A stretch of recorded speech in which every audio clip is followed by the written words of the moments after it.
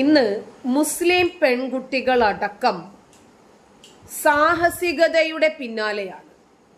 ഞാൻ അങ്ങനെ എടുത്തു പറയാൻ കാരണം, ഇപ്പോ സാഹസികത കാണിക്കുന്നതിൽ മുസ്ലിം പെണ്ണ് അതല്ലെങ്കിൽ അമുസ്ലിം പയ്യൻ അങ്ങനെയൊന്നുമില്ല. ഇന്ന് കടുവയുടെ കൂട്ടിനകത്തേക്ക് കയറാനും അടിയൊഴുക്കുള്ള പുഴയിലേക്ക് ഇറങ്ങാനുമൊക്കെ ആൺകുട്ടികൾക്ക് മാത്രമല്ലല്ലോ കഴിയേണ്ടത്, നമുക്കും കഴിയണ്ടേ എന്നുള്ള ഒരു അവസ്ഥയിലേക്ക് അവരും എത്തിച്ചേർന്നിരിക്കുന്നു. സാഹസികതകൾ കാണിക്കുക, വൈറലാകുക, മറ്റുള്ളവരിൽ നിന്നും വ്യത്യസ്തമായ രൂപത്തിലുള്ള ടാസ്കുകൾ നമ്മൾ സ്വീകരിക്കുക.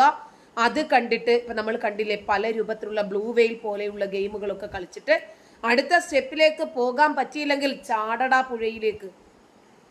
അതുകൊണ്ടാണ് നമ്മുടെ യുവതലമുറ ഇന്നിപ്പോൾ കണ്ണൂര് 2 പെൺകുട്ടികൾ പുഴയിൽ മുങ്ങി മരിച്ചു, ശവം പോലും കിട്ടി.